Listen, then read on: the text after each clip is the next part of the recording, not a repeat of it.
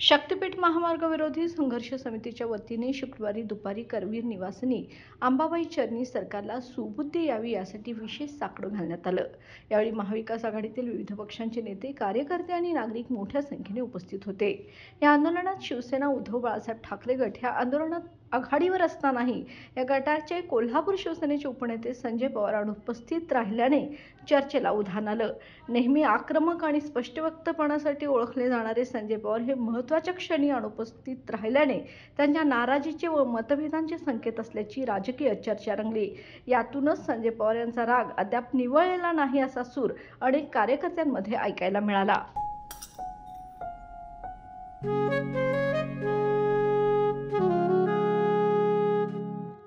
बाबा, आज येताना बासुंदी घेऊन या ना। अगं, कालच आपण आईचा वाढदिवस होता म्हणून आणली होती ना। ऐकलं, गोकुळची बासुंदी पुन्हा खावीशी वाटतेय। खरं सांगू, मलाही खावीशी वाटतेय। पुन्हा पुन्हा खावीशी वाटणारी गोकुळ बासुंदी।